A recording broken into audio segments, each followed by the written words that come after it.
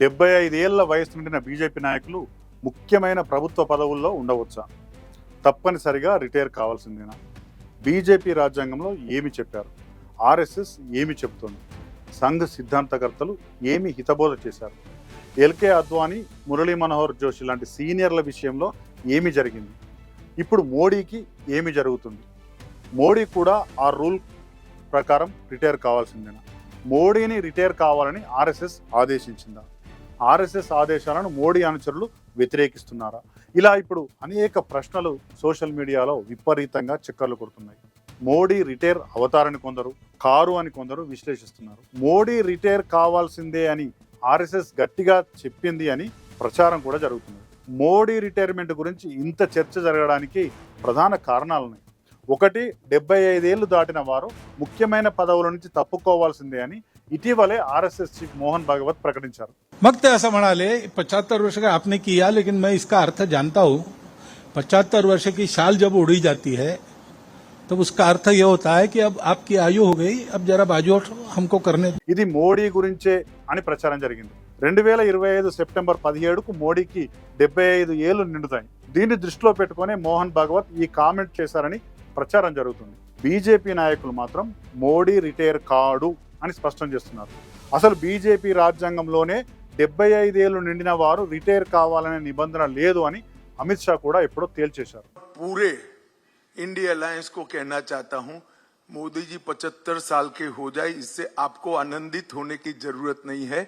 ये भारतीय जनता पार्टी के संविधान में कहीं नहीं लिखा है. मोदी जी ही ये टर्म पूरी करेंगे और मोदी जी ही आगे देश का नेतृत्व करते रहेंगे. इसमें भारतीय जनता पार्टी में कोई कंफ्यूजन नहीं है. ये कंफ्यूजन खड़ा. నిజంగా బీజేపీ రాజ్యాంగంలో ఎక్కడ 75 ఏళ్ల వయో పరిమితి గురించిన నిబంధన లేదు. 44 పేజీలు 34 ఆర్టికల్స్ కలిగిన బీజేపీ రాజ్యాంగంలో అసలు ఏ పదవికి కూడా ఏజ్ లిమిట్ పెట్టలేదు. జాతీయ అధ్యక్షుడి కాల పరిమితి 3 ఏళ్లుగా మాత్రం నిర్ణయించారు. ఒక వ్యక్తి 2 సార్లు వరుసగా ఆ పదవిని అలంకరించవచ్చు. అంటే ఒకరు వరుసగా 6 ఏళ్లు అధ్యక్ష పదవి చేపట్టవచ్చు.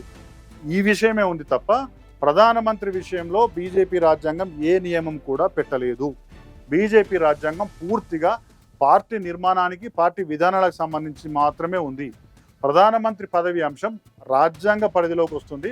భారత రాజ్యాంగ నియమాలను బట్టే ప్రధానమంత్రి ఎంపిక, ప్రధానమంత్రి తొలగింపు ఇవన్నీ ఆధారపడి ఉంటాయి. భారత రాజ్యాంగం కూడా ప్రధానమంత్రి పదవికి గరిష్ట వయో పరిమితి విధించలేదు. కాబట్టి నరేంద్ర మోడీకి చట్టపరంగా కానీ, పార్టీ రాజ్యాంగ పరంగా కానీ ఇప్పటికిప్పుడు వచ్చిన నష్టం ఏమీ లేదు. అయినా సరే మోడీ రిటైర్మెంట్ గురించి చర్చ ఆగడం లేదు. ఈ చర్చ ప్రధానంగా దేని మీద నడుస్తుందంటే, బీజేపీ రాజ్యాంగంలో వయో పరిమితి లేకున్నా వారి సాంప్రదాయాలు, అనధికార నియమాల ప్రకారం ఏజ్ లిమిట్ ఉంది. ఆర్ఎస్ఎస్ సిద్ధాంతకర్త అయిన మోరోపంత్ పింగ్లీ గతంలోనే 75 ఏళ్ల తర్వాత ఎవరూ ముఖ్యమైన పదవుల్లో ఉండవద్దని నిర్దేశించారు. మీకు 75 ఏళ్ళు వయసు వచ్చిన తర్వాత షాల్వా కప్పి సన్మానం చేశారంటే ఇక దిగిపోవాల్సిన సమయం వచ్చింది అని అర్థం. మీ వయసు అయిపోయింది అని అర్థం. పదవి నుంచి తప్పుకొని వేరే వాళ్లకు అవకాశం ఇవ్వాలి అని అర్థం. ఇది పింగ్లీ చెప్పిన మాటలు. ఈ విషయాన్ని కూడా మోహన్ భాగవతే అందరికీ స్పష్టం చేశారు, ప్రపంచానికి చెప్పారు. ఈ సాంప్రదాయం బీజేపీలో చాలా ఏళ్లుగా చలామణిలో కూడా ఉన్నది. ఎల్కే అద్వానీ, మురళీ మనోహర్ జోషి, జశ్వంత్ సిన్హా లాంటి వారిని 75 ఏళ్లు దాటగానే పదవుల నుంచి తొలగించారు. మళ్ళీ పదవులు ఇవ్వలేదు. అంతేందుకు నరేంద్ర మోడీ సొంత రాష్ట్రమైన గుజరాత్ ముఖ్యమంత్రిగా ఉన్న ఆనంద్ బెన్ను కూడా ఏజ్ బార్ కారణంగానే తప్పించారు. మన రాష్ట్రానికి చెందిన బండారు దత్తాత్రేయ కూడా వయస్సు కారణం చెప్పి 2019లో లోక్సభ సీట్ ఇవ్వలేదు. ఇలాంటి ఉదంతాలు బీజేపీలో చాలా ఉన్నాయి. అయితే బీజేపీ వ్యక్తులను బట్టి, రాజకీయ అవసరాలను బట్టి నిర్ణయాలను ఎప్పటికప్పుడు మార్చుకుంటున్నది. ఈ విషయం మనకు ఇప్పటికే అనేక సార్లు నిరూపణ అయింది. ఏజ్ లిమిట్తో పాటు వారసత్వ రాజకీయాలకు సంబంధించి కూడా బీజేపీలో అనధికార నియమం ఉంది. బీజేపీ రాజ్యాంగంలో ఎక్కడా వారసులకు పదవులు ఇవ్వవద్దు అని రాసుకోలేదు. కానీ బీజేపీ మాత్రం తాము వారసత్వ రాజకీయాలకు వ్యతిరేకం అని చెప్పుకుంటుంది. ప్రత్యేక సందర్భాల్లో మాత్రం వారసులను ముందుకు తీసుకొస్తున్నారు. కర్ణాటకలో వయస్సు మీద పడినా సరే యడ్యూరప్పకు ముఖ్యమంత్రిగా పలుమార్లు అవకాశం ఇచ్చారు. ఇప్పుడు ఆయన కొడుకు విజయేంద్ర కర్ణాటక బీజేపీ అధ్యక్షుడిగా ఉన్నారు. రేపు బీజేపీ ప్రభుత్వం వస్తే కర్ణాటకలో విజయేంద్ర ముఖ్యమంత్రి అయ్యే అవకాశం కూడా ఉంది. యడ్యూరప్పకు కర్ణాటకలో ఉన్న ఆదరణ, ఆయనకున్న అనుభవం, కులబలం ఈ కారణాల వల్ల బీజేపీ దాన్ని ప్రత్యేక కేసుగా పరిగణించి అన్ని పదవులకు మినహాయింపు ఇచ్చేసింది. మోడీ కూడా బీజేపీకి దేశానికి అవసరం అని భావిస్తున్నారు కాబట్టి బీజేపీ పార్టీ మినహాయింపులు ఇచ్చే అవకాశం ఎక్కువ కనపడుతుంది. ఇదే అంశాన్ని కాంగ్రెస్ పార్టీ రాజకీయ ప్రచారాస్త్రంగా వాడుకుంటున్నది.